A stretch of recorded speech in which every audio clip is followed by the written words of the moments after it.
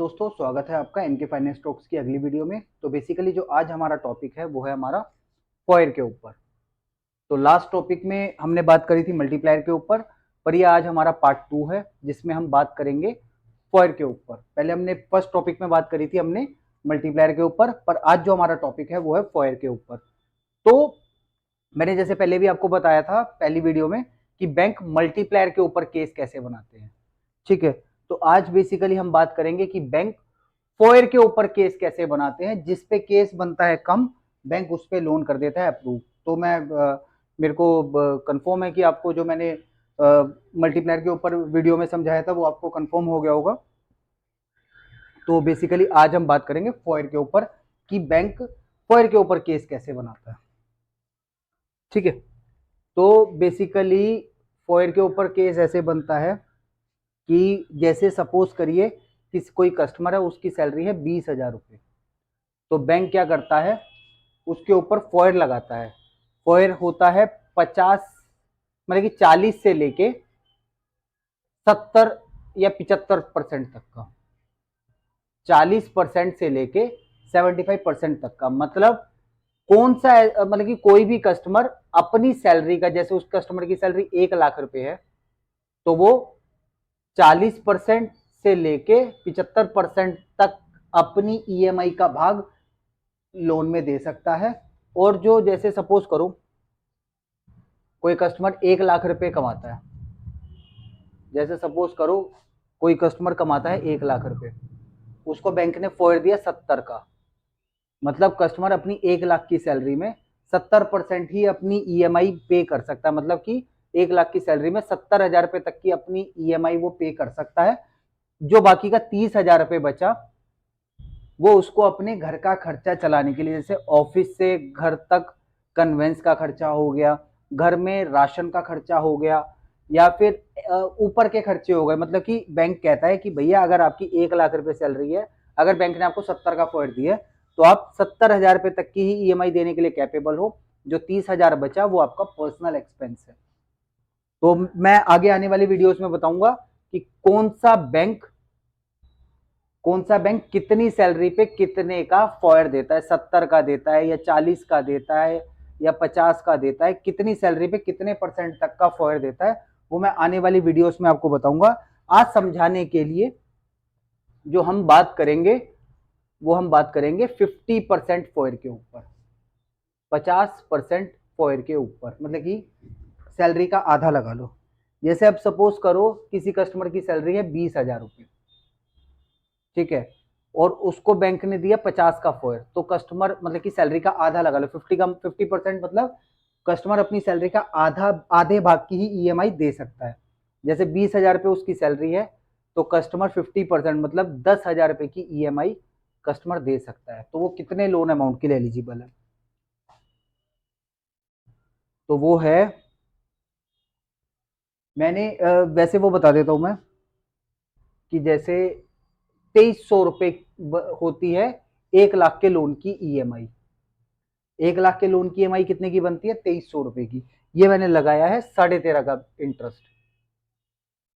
मतलब कि अगर कोई कस्टमर 1 लाख रुपए लेता है, 13.5% उसका ब्याज दर है, तो उसकी ईएमआई कितने की बनेगी, 2,300 रुपए की। मैंने 13.5 के हिसाब से कैलकुलेशन लगाई है कि आप इजी समझोगे। मतलब कि अगर कोई कस्टमर 1 लाख रुपए बैंक से लेता है 13.5 के ब्याज पे, तो उसको ईएमआई कितनी देनी पड़ेगी, 2,300 रुपए। अब यहाँ पे आ जाते हैं, जैसे 20,000 रुपए किसी कस्टमर की सैलरी है, 50% का फॉयर लगा, मतलब सैलरी का आधा। तो 20,000 रुपए की सैलरी में 50% का फॉयर लगा, तो कस्टमर कितने की ईएमआई देने के लिए कैपेबल है, 10,000 रुपए की। अगर 2,300 रुपए 1 लाख के लोन की ईएमआई है 13.5 के ब्याज दर पे, मैं अभी ये सारी कैलकुलेशन 13.5 के ब्याज दर पे बता रहा हूँ, तो 10,000 रुपए के हिसाब से कस्टमर कितने लोन अमाउंट के लिए एलिजिबल है, कस्टमर है 4 लाख के लिए। अब वो कैसे, 2,300 रुपए 1 लाख के लोन की ईएमआई है, तो अब 2,300 रुपए को मल्टीप्लाई कर देंगे हम 4 से, कितना हो गया, ये हो गया 3 4 जा 12, 4 2 जा 8, 9,900 आ गया। तो मतलब कि ये लगा लो मोटा मोटा 4 लाख या 4.5 लाख के लिए 20,000 की सैलरी वाला एलिजिबल है। अब किसी कस्टमर की सैलरी 30,000 रुपये है, 50% फोर के हिसाब से कस्टमर कितने की ईएमआई देने के लिए एलिजिबल है? 15,000 की। तो उसको कितने का लोन मिलेगा? उसको मिलेगा 6.5 लाख का। अब ये हमने कैसे निकाला? अगर 1 लाख की ईएमआई बनती है 2300 रुपए की, तो 15,000 रुपए की ईएमआई देने के लिए कितने का लोन अमाउंट मिलेगा? जैसे 1 लाख के लोन की ईएमआई है 2300 रुपए, तो 6 लाख के लोन की कितनी होगी? ये होगी 6 टू 18, 6 टू 12, 113, 13,800 रुपए। तो मतलब लमसम लगा लो कस्टमर कितने ईएमआई देने के लिए कैपेबल है? 15,000 की। तो मोटा मोटा लगा लो 6.5 लाख। अब वहीं अगर किसी कस्टमर की 40,000 रुपये तनख्वाह है, तो वो कितनी ईएमआई देने के लिए कैपेबल है? वो है 20,000 रुपये की। तो उसके अकॉर्डिंग कितने का लोन बनेगा? 40,000 रुपये की सैलरी के अकॉर्डिंग बनेगा 8.5 लाख का केस। अगर किसी कस्टमर की सैलरी है 50,000 रुपये, तो वो कितनी ईएमआई देने के लिए कैपेबल है? वो है 25,000 रुपये की। तो 25,000 के हिसाब से कितने लोन अमाउंट के लिए कस्टमर एलिजिबल है? 10.5 लाख के लिए। अगर किसी कस्टमर की सैलरी है 60,000 रुपये, 60,000 के सैलरी है, 50 का फॉयर उसको गया है, तो कस्टमर 30,000 रुपये की ईएमआई देने के लिए कैपेबल है। तो उसको कितने का लोन अमाउंट मिलेगा? 60,000 की सैलरी पे मिलेगा उसको 13 लाख का लोन अमाउंट। अगर किसी कस्टमर की सैलरी है 70,000 रुपये की, तो वो कितनी ईएमआई देने के लिए कैपेबल है? 50% के हिसाब से 35,000 रुपये की। तो वो कितने लोन अमाउंट के लिए एलिजिबल है? वो है 15 लाख के लिए। अगर किसी कस्टमर की सैलरी है 80,000 रुपये, वो कितनी 50% के फॉर के हिसाब से कितने लोन, कितनी लाख की, कितने हजार की ईएमआई देने के लिए कैपेबल है? 40,000 की। उसके हिसाब से कितने का लोन मिलेगा उसको? 17.5 लाख का। ठीक है। अगर किसी कस्टमर की सैलरी 90,000 रुपये है, 50% के फॉर के हिसाब से वो कस्टमर है 45,000 रुपये की ईएमआई देने के लिए कैपेबल, तो उसको लोन अमाउंट कितने का मिलेगा? 19,50,000 का। अगर किसी कस्टमर की सैलरी है 1 लाख रुपये, तो वो कितने लोन अमाउंट के लिए एलिजिबल है? वो है 50,000 रुपये के लिए। उसके हिसाब से उसको 21,50,000 का लोन मिलेगा। तो ऐसे करके बैंक फॉयर लगाता है, और जो मैंने पहली वीडियो में बताया वैसे करके बैंक लगाता है मल्टीप्लायर। जिसपे केस कम का बनता है उस पे बैंक केस बना देता है। एक मैं आपको एक और एग्जांपल दे देता हूं, जिसको अगर नहीं समझ में आया तो उनको दोबारा से कंफर्म हो जाएगा। जैसे सपोज करो मेरी सैलरी 1 लाख रुपए है, ठीक है, मेरे को बैंक ने दे दिया 50% का फॉयर। अब 50% के हिसाब से मैं कितने के ईएमआई देने के लिए कैपेबल हूं? मैं हूं 50,000 की ईएमआई। अगर 2300 रुपए की ईएमआई बनती है 1 लाख के लोन की, तो मैं 50,000 रुपए की ईएमआई दे सकता हूं, तो मैं कितने लोन अमाउंट के लिए एलिजिबल हूं? तो जैसे सपोज करो 2300 रुपए, ठीक है, मल्टीप्लाई कर लेता हूं मैं 20 से। अब कितना आ गया? 0, 0, 0, 0, 0, 0, 2 3 जा 6, 2 2 जा 4। कितने की ईएमआई बनी है? 46,000 रुपए की। लेकिन मैं कितने की ईएमआई दे सकता हूँ? 50,000 रुपए की। अब 2300 को मल्टीप्लाई करेंगे हम 21 से। अब ये कितना आ गया? 0, 0, 3, 2, 0, 0, 2 3 जा 6, 2 2 जा 4। ये कितना हो गया? 6 7 8, 48,300। मतलब कि मोटा मोटा ये लगा लो मैं 21,50,000 रुपए की ईएमआई देने के लिए कैपेबल हूं। तो ऐसे करके बैंक लगाता है फॉयर। अब मैं आपको एक कंडीशन में दोनों लगा के दिखा देता हूं, मल्टीप्लायर भी और फॉयर भी, और कैसे बैंक केस बनाता है वो भी मैं आपको बता देता हूं। जैसे किसी कस्टमर की सैलरी 1 लाख रुपए है। अब मैंने मल्टीप्लायर में आपको क्या बताया था? मल्टीप्लायर में और फॉयर में, मल्टीप्लायर में 1 लाख को मल्टीप्लाई कर लेंगे 18 से। जैसे अगर उसको 18 का मल्टीप्लायर किया तो वो लोन अमाउंट के लिए कितने के लिए एलिजिबल है? 18 लाख के लिए।